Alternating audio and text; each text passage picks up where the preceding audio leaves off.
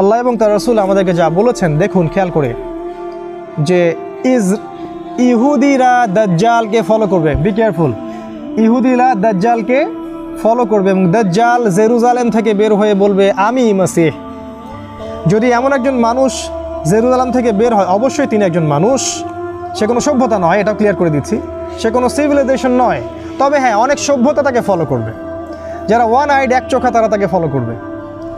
যাদের দুই চোখ নাই তারা ওকে ফলো করবে। দুই চোখ নাই তারা ওকে ফলো করবে, কারণ দাজ্জাল ইকোনমিক আপনাকে প্রগতি দিবে, অগ্রগতি দিবে, আপনাকে সব কিছুই দিবে, জান্নাত দিবে যেটা জাহান্নাম।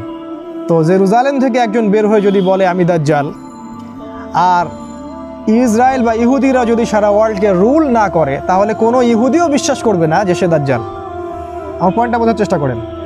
যখন ইহুদিরা সারা ওয়ার্ল্ডকে রুল করবে, তারা ওয়ার্ল্ডের রুলিং স্টেটে পরিণত হবে, তখন যদি কেউ বের হয়ে বলে যে আনাল মাসিহ, আমি হচ্ছে দাজ্জাল, তখন তারা তাকে বিশ্বাস করবে।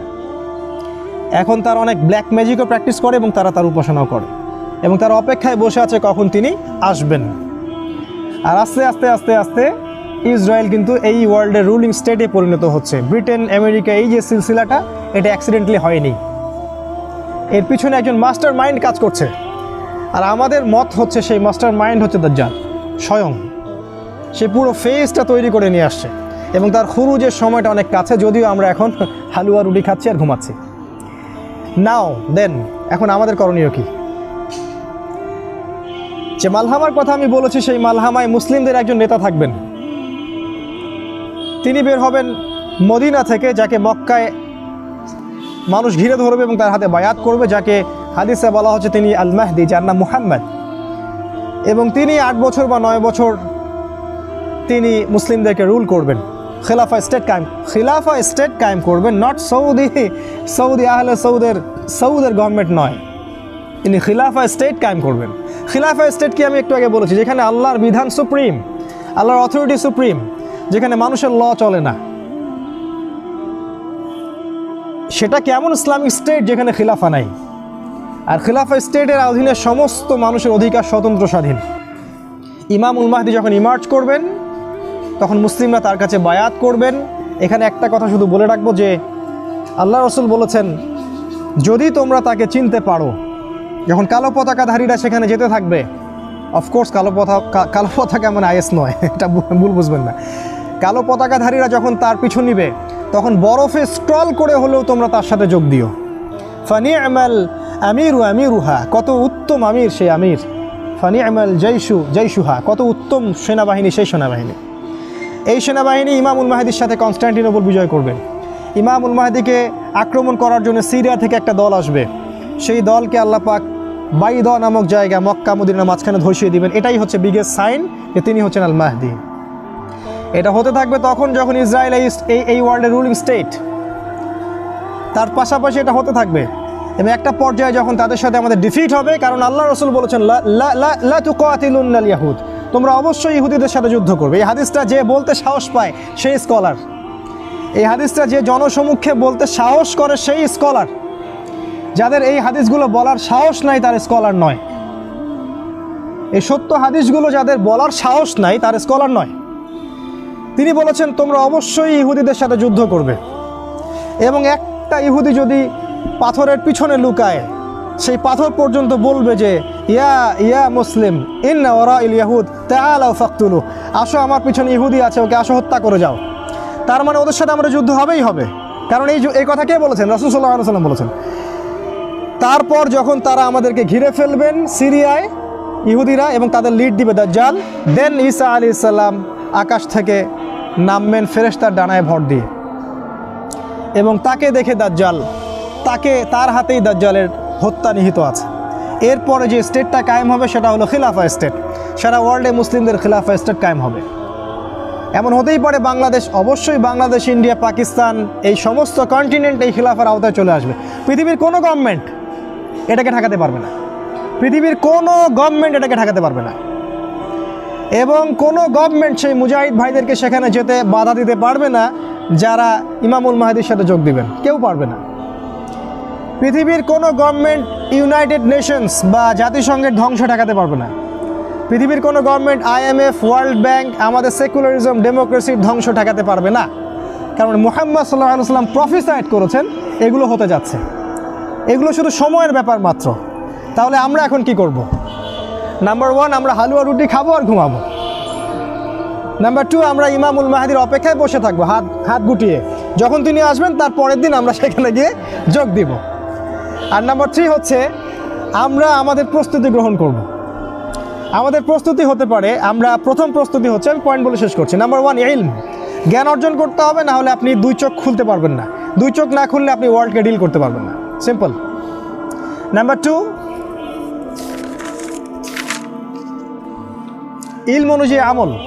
শুধু জ্ঞান অর্জন করলেই হবে না, এতটা কঠোর প্র্যাকটিসিং মুসলিম হতে হবে যে হাতের মধ্যে ওই যে জ্বলন্ত অঙ্গার রাখতে পারে।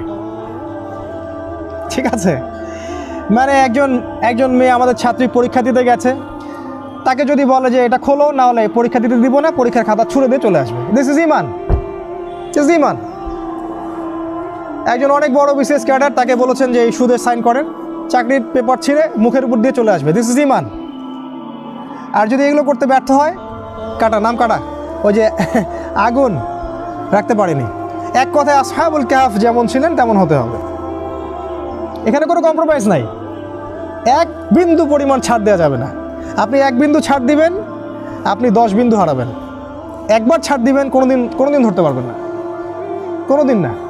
এমন জব করতে হচ্ছে যেখানে হারাম আছে, জব ছেড়ে দিয়ে ব্যাংকিং জব, কালকেই রেজিগনেশন লেটার দিয়ে আসতে হবে, তাহলে এটা ইমানের পরিচয়, ইমানের পরিচয়। আদারওয়াইজ আপনি মায়ের সাথে জেনা করছেন। Be careful. ইলম অনুযায়ী আমল 2। 3 নম্বর হচ্ছে ফ্যামিলিকে সিকিউর করতে হবে, ওদের পরিবার পরিজন ঠিকঠাক মতো ইসলাম পালন করছে কিনা। যদি আমরা যতক্ষণ পর্যন্ত এখানে সারভাইভ করতে পারবো ততক্ষণ করব। যখন আমরা সারভাইভ করতে পারবো না, আমরা হিজরত করব এমন কোনো জায়গায় যেখানে খাবার আছে, পানিও আছে, যেখানে শেল্টার আছে। কারণ আপনি যদি সত্যিকারের ওই ইমান নিয়ে থাকতে চান, আপনি এই গডলেস ওয়ার্ল্ডে সারভাইভ করতে পারবেন না।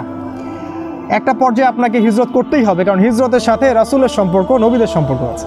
আর যদি মনে করেন যে এভরিথিং ইজ পারফেক্ট, সব সুন্দর মতো চলছে, তাহলে ওই ইমান আপনার হাতে নাই যেটা রাসূল বলেছেন।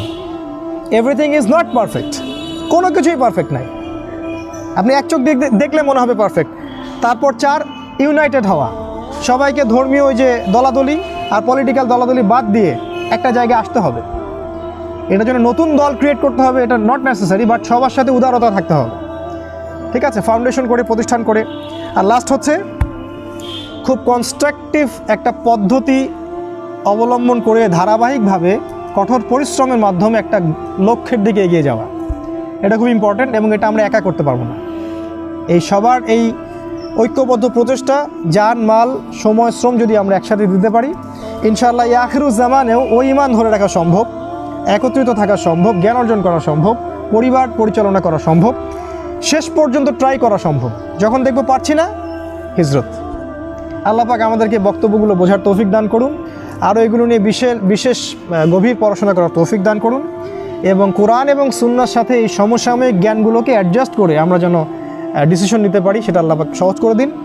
অনেকগুলো প্রশ্ন আছে, এগুলো আমরা ইনশাআল্লাহ সালাতের পরে দেওয়ার চেষ্টা করবো ইনশাআল্লাহ। আর সবশেষে আমি আমাদের ফাউন্ডেশন সম্পর্কে 2টা কথা বলতে চাই।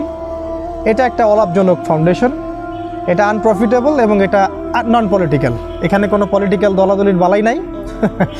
হ্যাঁ, আপনি ব্যক্তিগতভাবে কোনো দলকে ভালোবাসতে পারেন, আমার তাতে কোনো আপত্তি নাই, কিন্তু আমরা যখন অ্যাজ এ উম্মাহ পাবলিক লাইফে আছি, তখন আমরা পলিটিক্যাল গ্রুপিংয়ের মধ্যে নাই। আর এই পলিটিক্স, সো কল ডেমোক্রেটিক পলিটিক্সের সাথে আমরা নাই। সেকেন্ড কথা হচ্ছে আমরা এই ধর্মীয় ডিভাইডেশনের মধ্যেও নাই। তুই অমুক আর তুই অমুক, তুই এইখান বাদিস, তুই ওইখান বাদিস, হ্যাঁ, তুই হানাফি, তুই চরমনাই, তুই আটরশি, তুই আইলাদিস, এইসব টার্মিনোলজিগুলো আমরা অ্যাভয়েড করতে চাচ্ছি উম্মার স্বার্থে। আপনি পার্সোনাল লাইফে কোনো দলকে ভালোবাসতে পারেন, এটা আপনার পার্সোনাল প্রাইভেট ব্যাপার, এটা নিয়ে আমার কোনো দ্বিমত নাই।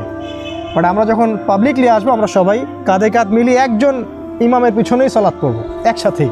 আমরা আলাদা আলাদা করে মসজিদ ভাগ করবো না, ঠিক আছে?